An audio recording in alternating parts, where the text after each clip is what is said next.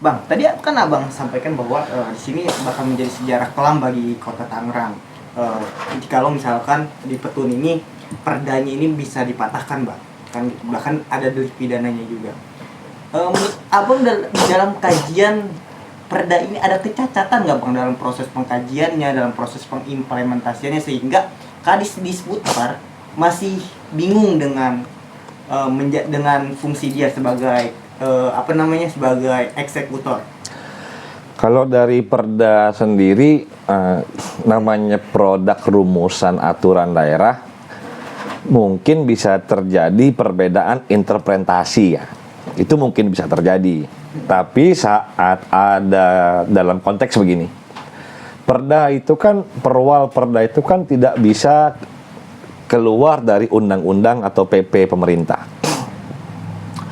Kalau memang di perda misalnya ditemukan statement ambiguistik, kan kita bisa lari ke dalam undang-undang yang mengacu dari perda tersebut. Contoh perihal PSU. Undang-undangnya sudah jelas. Ya, ini tinggal begini sih Mas Dikri.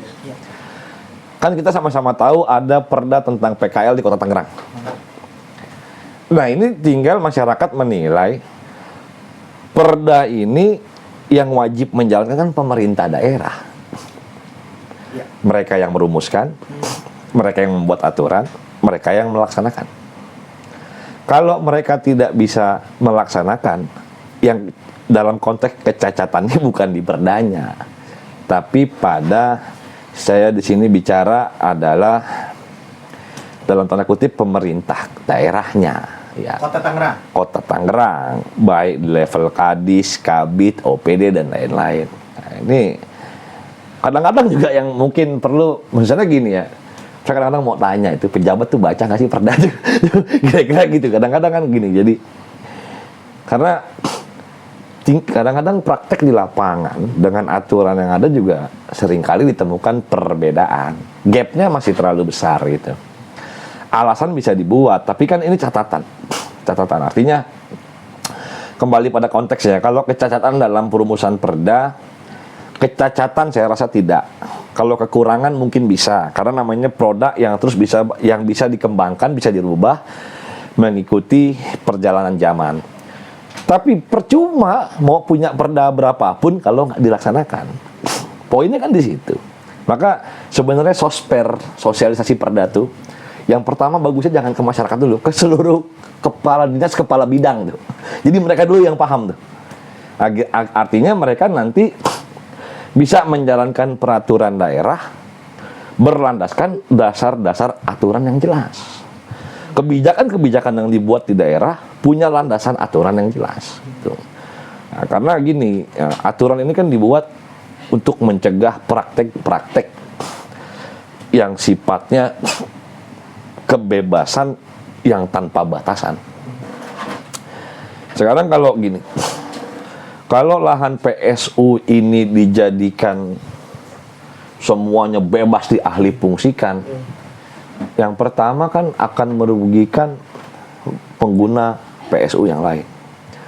Yang kedua, entrepreneurship, pengusaha jadi lebih mudah ya, karena tidak perlu sewa lahan. Yang ketiga, pemerintah seperti melakukan pembiaran yang akhirnya menciptakan ketidakteraturan. Pasti kan akan tidak teratur.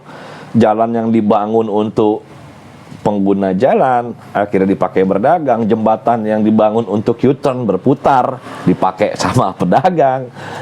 Nah, ini jadi nggak teratur. Nah, kalau tidak teratur nanti bukan kota namanya, hutan. Kira-kira begitu. Kalau di hutan udah bebas ya.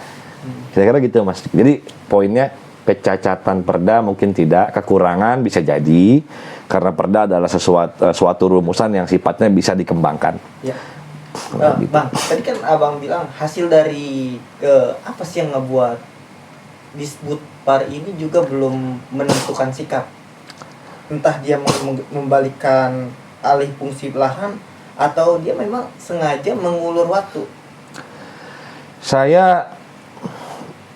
Jawaban Pak Boyke saat pertemuan, mereka perlu berkoordinasi dengan OPD yang lain. Ya, kedua, bisa asumsi pembiaran bisa timbul kalau jangka waktunya terlalu lama dan tidak diputuskan. Kan gitu. Apa yang menyebabkan saya bingung nih, karena kan gini. Ini konteksnya adalah dasar aturan hukum. Nah, bukan politik nih. Kan gitu ya. Tidak ada satupun ranah politik di sini. Dan kalaupun ini ditarik ke ranah politik misalnya, kan norma dan adabnya jelas aturan. Iya. Jadi saya juga nggak tahu apa yang membuat Pak Boyke begitu berat ya melakukan normalisasi fungsi sesuai dengan peruntukannya, sebagaimana dasar peruntukan saat serah terima dari developer Panji Graha Group ke pemerintah Kota Tangerang. Dan saya rasa Pak Boyke sudah cukup data lah ya. Saya masih berpikir positif, saya masih menunggu keputusan beliau. Tapi kalau misalnya terlalu lama atau sampai saya melangkah ke PT UN misalnya, ini akan jadi catatan kelam bagi Disbudpar. Kalau satu hal kecil di satu RT saja tidak mampu diatasi, tidak mampu ditegakkannya aturan, pemerintah terkesan abai dan melakukan pembiaran, merawat konflik dan polemik di lini bawah. Nah ini masyarakat bisa menilai lah ya, kualitas pejabat kita dipertaruhkan dari hal kecil ini yang bisa menjadi parameter dan barometer untuk hal-hal besar lainnya dalam konteks perubahan alih fungsi lahan PSU. Kurang lebih itu Mas Fikri. Ya, langkahnya Abang setelah dari pertemuan, Abang akan memberikan space waktu lagi kepada Disbudpar, atau Abang akan menempuh jalur hukum? Gini, sebenarnya saya kan kemarin sudah menceritakan sejarahnya juga ya. Ya. Pos dulu ya. Iya, nggak apa-apa, lanjut. Iya, saya sudah menceritakan sejarahnya. Kebetulan sebelum saya jawab masuk ke situ, ini buat tambahan informasi Pak Boyke bahwa di lokasi tersebut mantan RT-nya saya ajak nih ke ke saat rapat di tanggal 17 Juni di kantor Disbudpar. Nah, itu ada Pak Sulasno. Mungkin sebelum masuk nanti ke langkah selanjutnya, kita coba mintai keterangan Pak Sulasno nih, Kri. Gimana menurut Mas Dikri? Betul dong. Boleh ya?